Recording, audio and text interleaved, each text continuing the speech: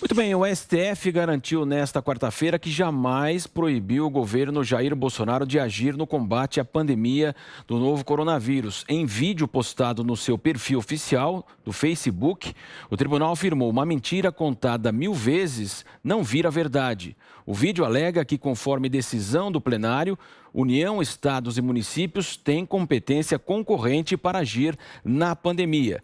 Vamos assistir então a esse vídeo. Uma mentira repetida 1000 vezes vira verdade? Não. É falso que o Supremo tenha tirado poderes do presidente da República de atuar na pandemia. É verdadeiro que o STF decidiu que União, estados e prefeituras tinham que atuar juntos, com medidas para proteger a população. Não espalhe fake news. Compartilhe as verdades do STF. Muito bem, Fiuza, no canal oficial do STF, Fiuza. Bom, isto é fake news, né? A informação, a suposta informação de que o STF não restringiu a ação do governo federal na pandemia, na forma da condução das medidas restritivas, das medidas de segurança sanitária, das medidas de gestão de saúde. Esta informação que você acabou de ver é falsa, é mentirosa. O Supremo Tribunal Federal decidiu pela prevalência de governos locais, estaduais e municipais nas decisões afetas à política de enfrentamento à pandemia. O que é assustador, assustador. Isso não é um adjetivo exagerado. É assustador que uma instituição, porque nós vimos o vídeo institucional agora. É assustador, Marcelo Matos, caro ouvinte, caro telespectador, que uma instituição se comprometa desta maneira, com uma propaganda enganosa que só pode ter propósitos políticos. Então, veja, as medidas, por exemplo, de restrição à circulação das pessoas durante a pandemia. Onde pode circular? Aonde não pode?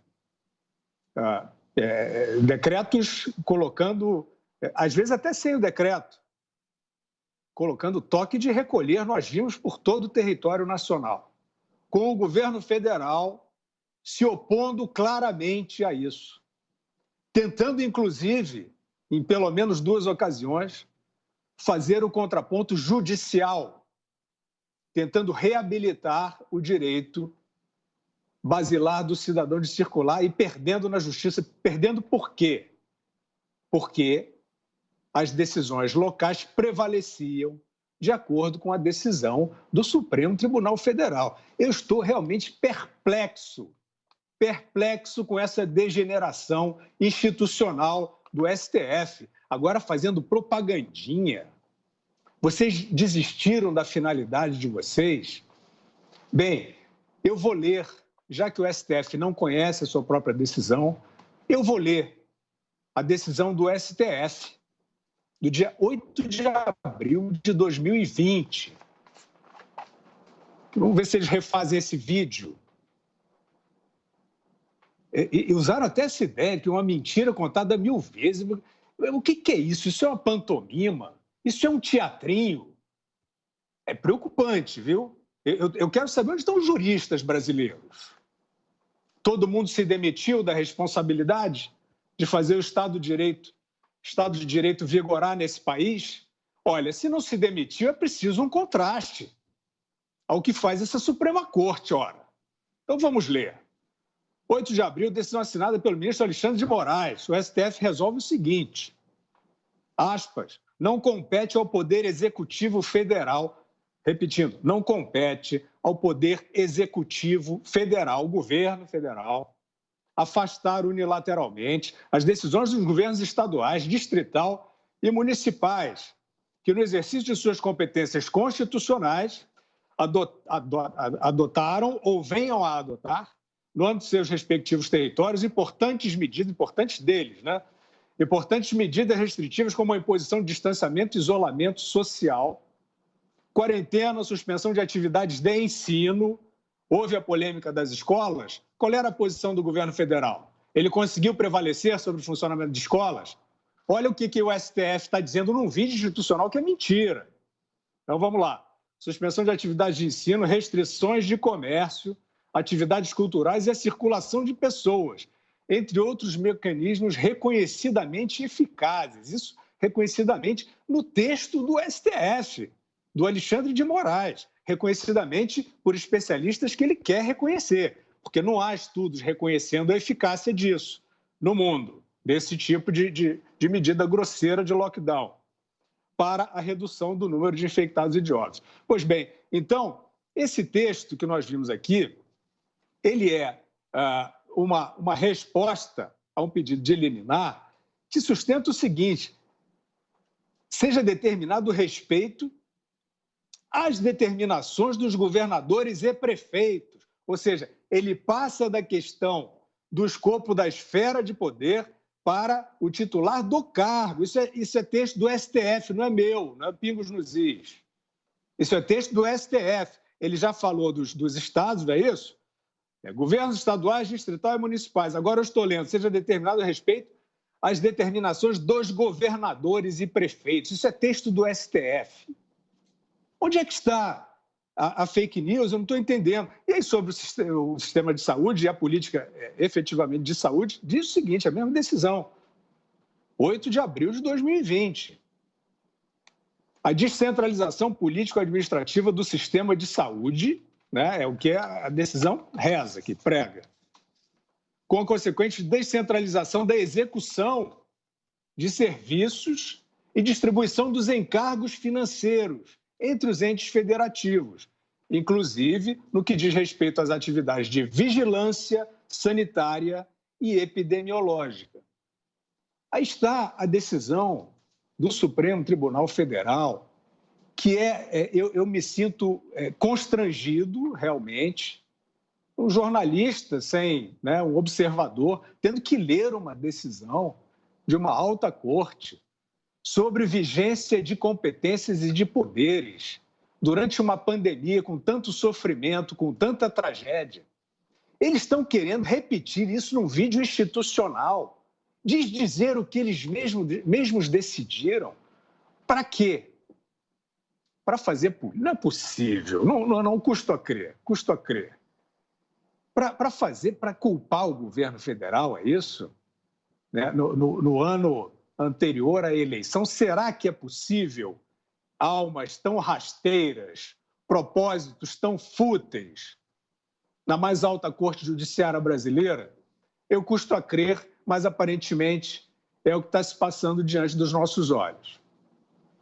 Muito bem, agora quero ouvir o Augusto Nunes e amarrar esses dois temas, Augusto. O primeiro tema que nós debatemos aqui, o ministro Barroso, que quer silenciar o debate em relação às eleições de 2022, o voto auditável, e o STF, que num canal oficial colocou que jamais proibiu o governo Jair Bolsonaro de combater a pandemia do novo coronavírus e colocou no vídeo, Augusto, que uma mentira contada 1000 vezes não vira verdade. Muito boa noite, Augusto Nunes. Boa noite, Marcelo. Boa noite, meu irmão Guilherme, minha querida parceira Ana Paula, compadre Zé. Boa noite a você que nos acompanha. Nos dois casos, Marcelo, o que se vê são advogados defendendo uma causa. Esse é um dos problemas, essa é uma das explicações para o papel absurdo e absurdamente tendencioso que o Supremo vem desempenhando aí nos últimos anos. São advogados, estão habituados a defender uma causa no tribunal do júri, por exemplo. Defendem, conforme o preço, ou a inocência de um acusado, por exemplo, de assassinato, ou auxiliam a promotoria, o Ministério Público, a provar que ele é culpado. Tanto faz. Quem contratar primeiro, leva. E eles estão fazendo isso no Supremo. Vamos lá. Na eleição, no primeiro tema, eles querem, o Barroso está querendo agora mostrar que o nosso sistema eleitoral é perfeito. que nas nossas urnas não há possibilidade de acontecer qualquer tipo de situação irregular. Tá bom. Ele primeiro precisa explicar o que aconteceu com o tal supercomputador nas eleições municipais de 2020. Ele parou, saiu do ar.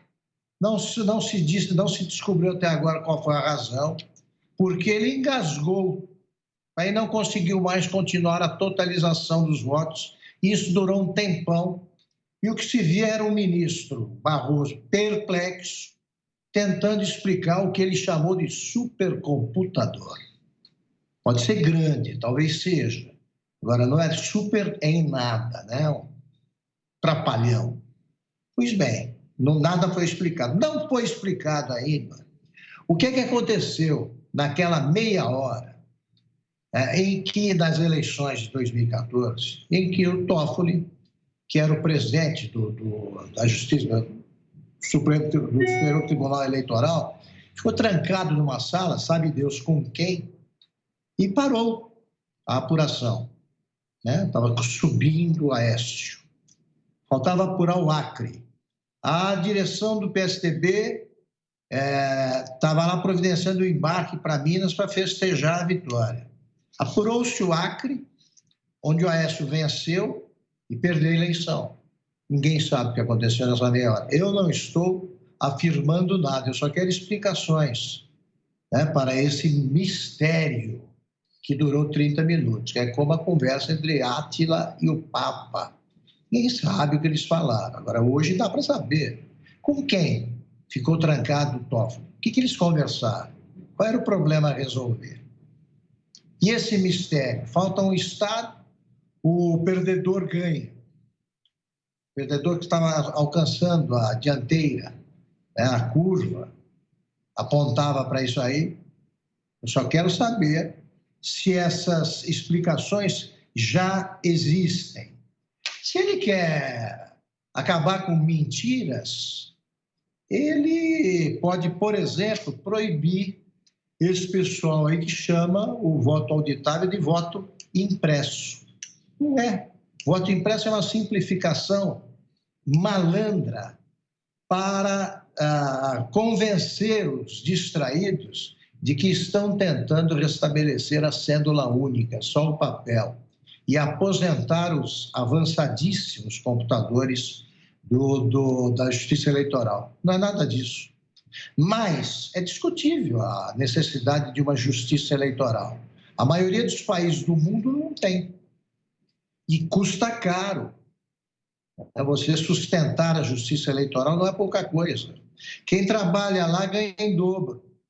Os ministros do STF que trabalham lá ganham em dobro. Como se eles trabalhassem 2 vezes mais, né? Como se eles dobrassem a jornada, ou se eles tivessem o dom da ubiquidade. Conseguem estar no mesmo lugar, em 2 lugares diferentes ao mesmo tempo. Então, quem deve explicações é o Barroso. Ele não tem de cobrar nada, né? Não tem de se queixar de nada. E é um advogado, repito, defendendo uma tese. Quanto à responsabilidade pelo combate ao coronavírus, a quem cabia comandar isso aí, o Guilherme disse tudo e não é a primeira vez que ele lê esse texto. Então, contar uma mentira 1000 vezes, ela vira verdade, está tentando fazer a Justiça Eleitoral. Os ministros ligados ao Supremo Tribunal Federal. É isso que eles estão tentando fazer. Existe essa declaração, isso aí foi dito numa sessão. Existem os casos práticos. Por exemplo, a cidade de Bauru.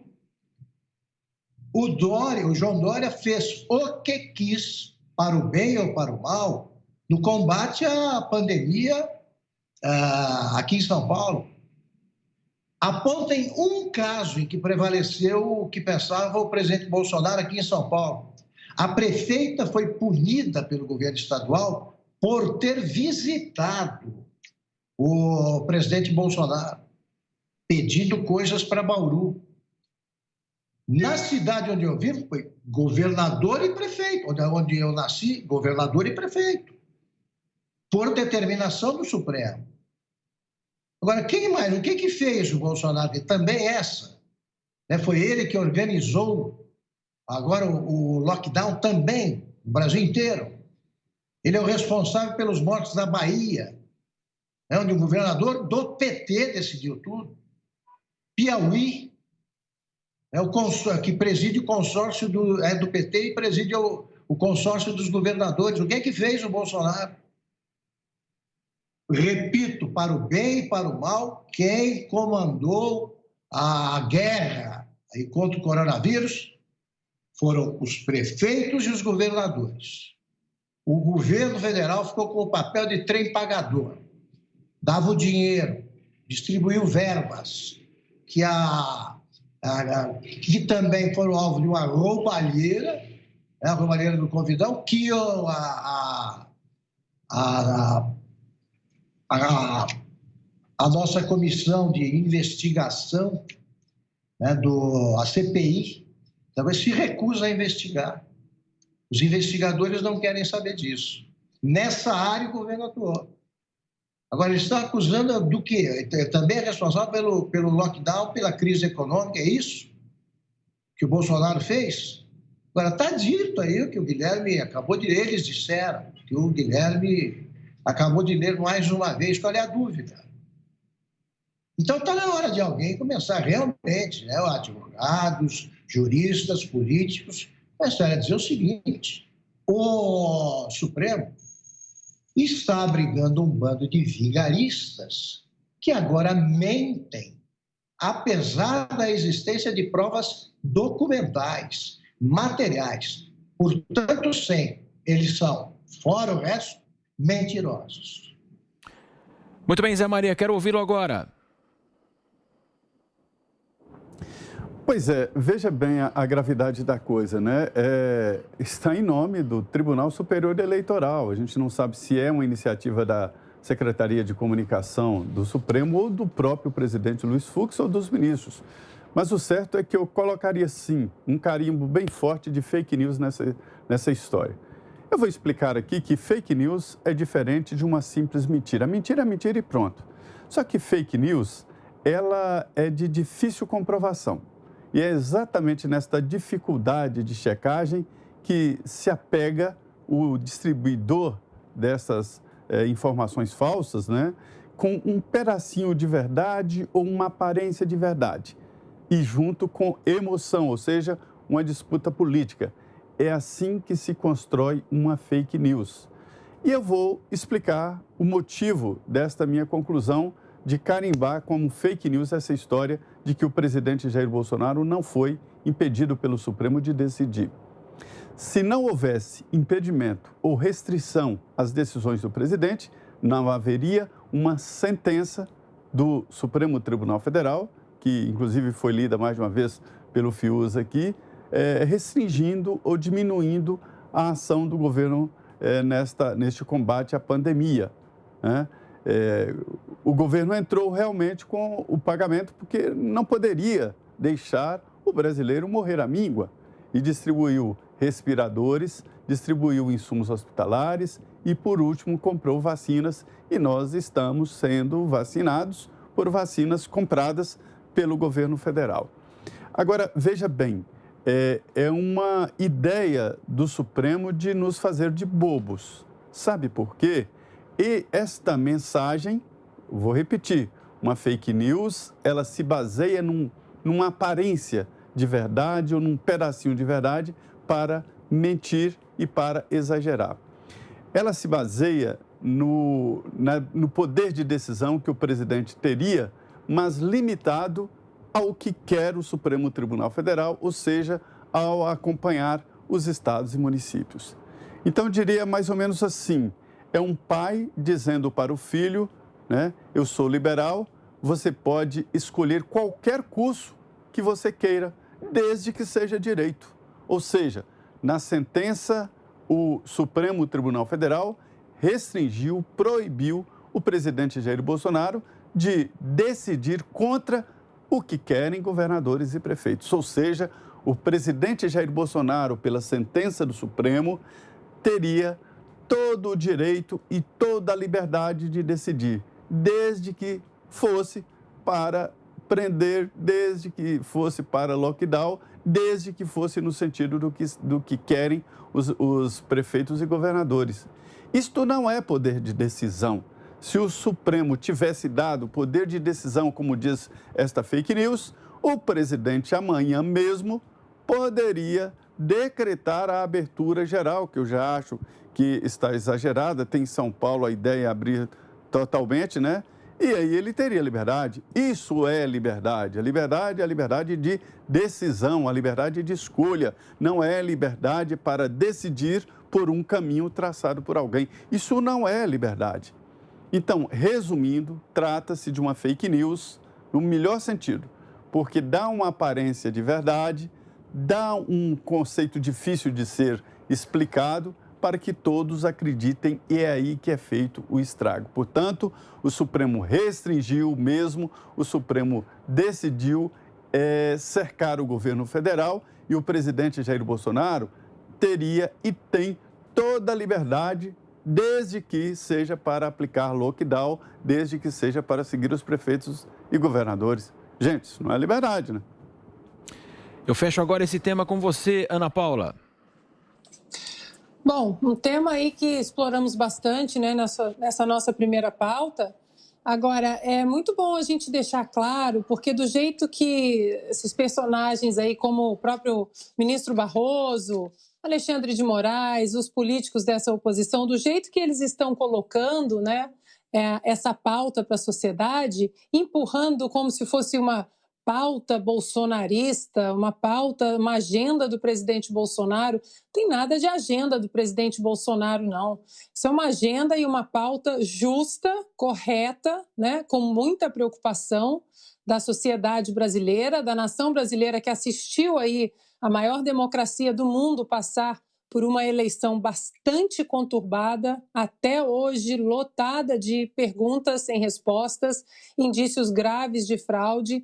Então, isso não é uma pauta bolsonarista nem do presidente Bolsonaro, até porque essa mesma pauta, essa mesma preocupação, esse mesmo assunto já caiu no passado na boca de Simone Tebet, do PCdoB, de petistas, do PSDB.